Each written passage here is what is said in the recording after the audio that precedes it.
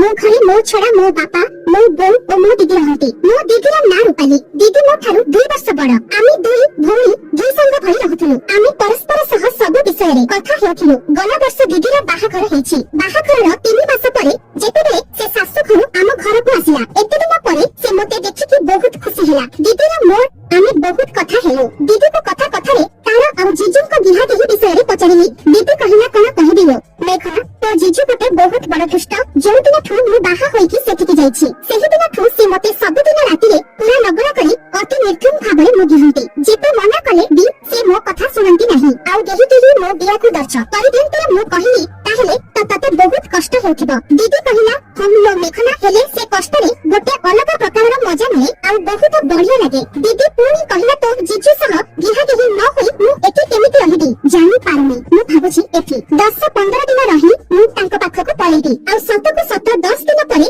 दीदी जीजूଙ୍କ घरକୁ ଯିବାକୁ ବାହାରିଲା। ମୁଁ ବି ତାର ସହ ତା ଘରକୁ ବୁଲିବା ପାଇଁ ଗଲି। दीदी खाली जीजू मते देखि बहुत खुशी हेले। उभय दीदी और जीजू चाकरी କରୁଥିଲେ ତେଣୁ ସେ ଦୁଇ ଜଣ ତାଙ୍କ ପରିବାର ଠୁ ଅଲଗା ଆସି ଭଡ଼ା ଘରେ ରହୁଥିଲେ। दीदी फ्लैट रे दुईटी रूम थिला। गोटे रूम रे दीदी आ जीजू ଶୋଇଥିଲେ ଆଉ ଗୋटे रूम रे ମୁଁ एकोटिया ଶୋଇଥିଲି। ରାତିରେ ଶୋଇଲା ବେଳେ ମୁଁ ସେ ଦୁହିଁଙ୍କ ବିହା ଦେହି ହେବା କଥା ଭାବୁଥିଲି। ମୋର ସେ ଦୁଇ ଜଣଙ୍କର ବିହା ଦେହି ଦେଖିବା ପାଇଁ ବହୁତ ଇଚ୍ଛା ହେଉଥିଲା ଆଉ ଦିନେ ମତେ ସେ ସୁଯୋଗ ମିଳିଗଲା। ଦିନେ ରାତି 12ଟା ରେ ମୁଁ ଦେଖିଲି दीदी और जीजूଙ୍କ रूम ର ଲାଇଟ୍ ଜଳୁଛି। ମୁଁ ଭାବିଲି ଏବେ ବୋଧେ ଦୁହିଁ ବିହା ଦେହି ହେଉଛନ୍ତି। ମୁଁ ଦୁହିଁଙ୍କ ବିହା ଦେହି ଦେଖିବା ପାଇଁ ସେମାନଙ୍କ रूम ପାଖକୁ ଗଲି। ତାଙ୍କ रूम ର କବାଟ ବନ୍ଦ ଥିଲା। ମୁଁ ଯାଇ ତାଙ୍କ रूम ର କବାଟ ର ହୋଲ ରେ ଅନେଇଲି। ମୁଁ ଦେଖିଲି जीजू दीदी ର ଡ୍ରେସ ଖୋଲିବା ପାଇଁ ଚେଷ୍ଟା କରୁଥିଲେ ଆଉ दीदी କହୁଥିଲେ ନା ଧନ ଆଜି ଥାଉ मेघना ପଣା ସେପଟେ ଘରେ ଅଛି ସେ ଯାଇଥିବ। जीजू କହୁଥିଲେ ଦେଖ ରୂପାଲି ମୁଁ ଆଉ ଅପେକ୍ଷା କରିପାରିବି ନାହିଁ। ମୁଁ ତତେ ଆଜି ଯେମିତି ହେଲେ ଘେରିବି। दीदी କହିଲା ପ୍ଲିଜ ଧନ ମୋ କଥା ଟିକେ ଶୁଣ। ତମେ ତ ଜାଣିଛ ବିହା ଦେହି ହେଲା ମାନେ ମୋ ପାଟିରୁ ଆହା ଆହାର ଚିତ୍କାର ବାହାରିବ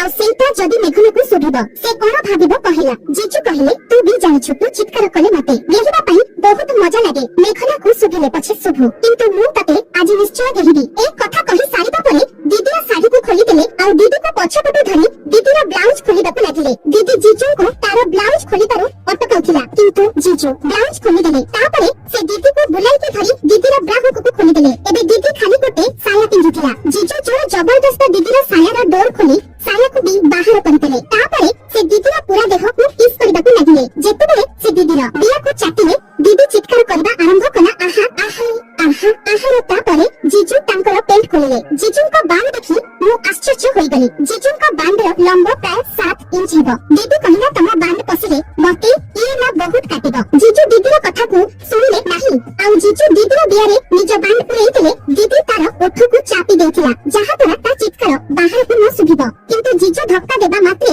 दीदीର ଚିତ୍କାର ବାହାରିଲା ତାପରେ जीजू दीदीକୁ ଲଗାତାର ଅଧଘଣ୍ଟା ଧରି ଧୁଇ ଦେଲେ। ଦୁହିଁଙ୍କ ବିହା କେହି ଦେଖିବା ପରେ ମୋ ବିୟା ଓଦା ହୋଇ ସଲିବାକୁ ଲାଗିଲା। ତାପରେ ମୋ ରୁମକୁ ଆସି ମୋ ବିୟାରେ ଆଙ୍ଗୁଠି ପୁରେଇ ପାଣି ବାହାର କରି ଶୋଇ ପଡ଼ିଲି। ତା ପରଦିନ दीदी ଓ जीजू ଅଫିସକୁ ଗଲେ। ମୁଁ ଘରେ ଏକୁଟିଆ ଥିଲି। ଦ୍ୱିପ୍ରହରରେ ମୁଁ ମୋ ରୁମରେ ଶୋଇ ମୋବାଇଲ ଦେଖୁଥିଲି। ସେତିକିବେଳେ जीजू ଘରକୁ ଫେରିଲେ। ସେ ସବୁବେଳେ ସନ୍ଧ୍ୟା ବେଳକୁ ଫେରନ୍ତି କିନ୍ତୁ ସେଦିନ ଜଲ୍ଦି ଫେରି ଆସିଲେ। ମୁଁ କହିଲି जीजू ଆଜି କଣ ଏତେ ଜଲ୍ଦି ଆସିଗଲ? जीजू କହିଲେ ଆଜି ମୋର ଗୋଟେ ଅର୍ଜେଣ୍ଟ କାମ ଥିଲା ତ ସେଥିପାଇଁ ଆସିଥିଲି। ତାପରେ जीजू ତାଙ୍କ ପକେଟରୁ ମୋବାଇଲ କାଢି କହିଲେ मेघना ଦେଖିଲୁ ଏ ଫଟୋଟା କେମିତି ହୋଇଛି। ମୁଁ जीजूଙ୍କ ପାଖକୁ ଗଲି। ସେ ମୋତେ ତାଙ୍କ ମୋବାଇଲରେ ଗୋଟେ ଫଟୋ ଦେଖାଇଲେ। ମୁଁ ସେ ଫଟୋ ଦେଖି ଆଶ୍ଚର୍ଯ୍ୟ ହୋଇଗଲି କାରଣ ସେଇଟା ମୋର ହିଁ ଫଟୋ ଥିଲା। ଫଟୋରେ ମୁଁ ଲଗଡ଼ା ହୋଇକି ଶୋଇଥିଲି। ମୁଁ କହିଲି जीजू ତମେ କେବେ ବେଧୁଆ ଲୋକଟା କି ହୋ ମୋର ଶୋଇବା ସମୟରେ ମୋର ଲଗଡ଼ା ଫଟୋ ଉଠେଇ ଛି ଛି ଏହା କହିକି ତାଙ୍କ ପାଖରୁ ପଳେଇ ଆସିଲି। जीजू ମୋତେ ଧରି ତାଙ୍କ କୋଳରେ ବସାଇଦେଲେ ଆଉ କହିଲେ ଆଚ୍ଛା ତୁ ଲଗଡ଼ା ହୋଇ ଶୋଇଛୁ ସେଇଟା କିଛି ନାହିଁ ହେଲେ ମୁଁ ଗୋଟେ ଫଟୋ ଉଠେଇ ଦେଲି ଯେ ମୁଁ ବେଧୁଆ ହୋଇଗଲି। ମୁଁ ଆଉ କିଛି ନ କହି ମୋ ମୁହଁକୁ ହାତରେ ଲୁଚାଇ ଦେଲି। जीजू କହିଲେ मेघना ସତ କଥା କହିବାକୁ ଗଲେ ତୋର ବିୟା ଦେଖିବାକୁ ବହୁତ ସୁନ୍ଦର। ତୋ ବିୟାକୁ ଦେଖି ବୁଢା ମାନଙ୍କର ବାଣ୍ଡ ବି ହିଟ ହୋଇଯିବ। ମତେ ଲାଜ ଲାଗିଲା। ମୁଁ ପୁଣି ଥରେ ଉଠି ପଳାଇ ଆସୁଥିଲି। जीजू ପୁଣି ମତେ ଧରି ତାଙ୍କ କୋଳରେ ବସାଇଥିଲେ ଆଉ ମୋ ଜଙ୍ଘକୁ ହାତରେ ଆଉସି ଆଉସି କହିଲେ मेघना ସତ କହ ତୁ ଏପର୍ଯ୍ୟନ୍ତ କାହା ସହ ବିହା ଦେହି ହେଇଛୁ କି ନାହିଁ? ମୁଁ କିଛି ବି ଉତ୍ତର ଦେଲି ନାହିଁ। जीजू ପୁଣି ପଚାରିଲେ मेघना କହନା ତୁ ଏପର୍ଯ୍ୟନ୍ତ କାହା ସହ ବିହା ଦେହି ହୋଇଛୁ କି ନାହିଁ? ମୁଁ ମୁଣ୍ଡ ହଲେଇ କହିଲି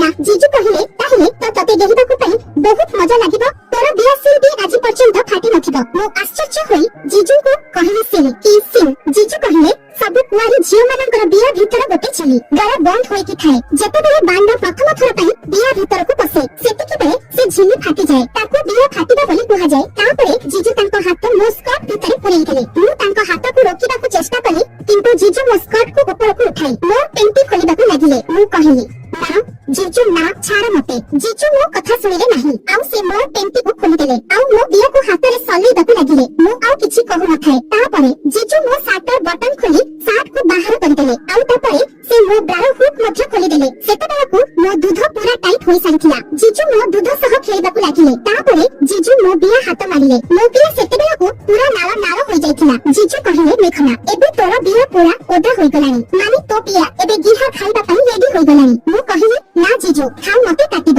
ଜିଜୁ କହିଲେ, ଦେଖ ମେଘନା, ଆଜି ତ ମୁଁ ତତେ ନ ଦେଇବା ପର୍ଯ୍ୟନ୍ତ ଛାଡ଼ିବି ନାହିଁ। ଏହା କହି ସେ ମୋ ସ୍କର୍ଟକୁ ଖୋଲି ମତେ ନଗଳା କରିଦେଲେ, ଆଉ ତାପରେ ଜିଜୁ ମତେ ଉଠାଇ ନେଇ ବେଡରେ ଶୁଆଇଦେଲେ, ଆଉ ତାପରେ ସେ ତାଙ୍କ ନିଜ ଡ୍ରେସ୍ ଖୋଲିଦେଲେ, ଆଉ ମୋ ଉପରକୁ ଆସିଲେ, ଆଉ ତାଙ୍କର ବାଣ୍ଡ ମୋ ପାଟିରେ ପୁରେଇଦେଲେ। ମୁଁ ତାଙ୍କ ବାଣ୍ଡକୁ ଚୁଷିଲି, ଆଉ ସେ ମୋ ବିଆକୁ ଚାଟିଲେ। ତାପରେ ଜିଜୁ ତାଙ୍କ ବାଣ୍ଡକୁ ମୋ ବିଆରେ ପୁରେଇବାକୁ ଲାଗିଲେ। ମୁଁ କହିଲି, ଜିଜୁ, ମତେ ବହୁତ ଡର ଲାଗୁଛି। ଜିଜୁ କହିଲେ, ଏଥିରେ ଡରିବାର କଣ ଅଛି? ଆଜି ମୋ ବାଣ୍ଡ ତୋ ବିଆକୁ ଫଟେଇ ଆଉ ତୋ ବିଆରେ ପଶିବ। ଆଉ ଏ କଥା କହି ଜିଜୁ ମୋତେ ଜୋରରେ ଧକ୍କା ଦେଲେ। ଜିଜୁଙ୍କ ବାଣ୍ଡ ମୋ ବିଆ ଭିତରେ ପାଖାପାଖି 2 ଇଞ୍ଚ ଭିତରକୁ ପଶିଗଲା। ମତେ ଲାଗିଲା କେହି ଯେମିତି ଛୁରୀରେ ମୋ ବିଆକୁ କାଟି ଦେଉଛି।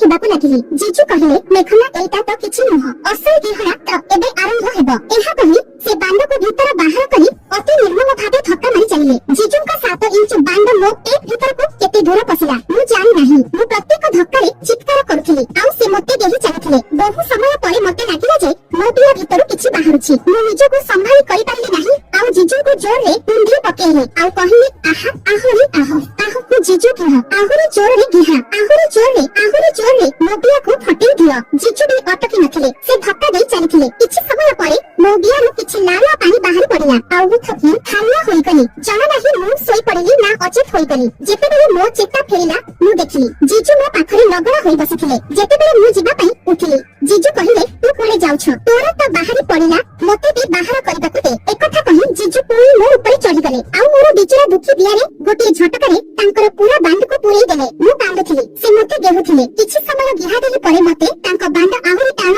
ଓ ମୋଟା ହେଉଥିବାର ଲାଗିଲା, ଆଉ ତାପରେ ସେ ଆହା ହୋଇ ମତେ ବହୁତ ଜୋରରେ ଗେହିଲେ। ତାଙ୍କ ବାଣ୍ଡରୁ କିଛି ଗରମ ଜିନିଷ ବାହାରି ମୋ ବିଆ ଭିତରେ ପଡିଲା, ଆଉ ଜିଜୁ ଥକି ଯାଇ ମୋ ପାଖରେ ଶୋଇ ପଡିଲେ। ସେଦିନ ପରଠାରୁ ଜିଜୁ ମତେ ଯେତେବେଳେ ବି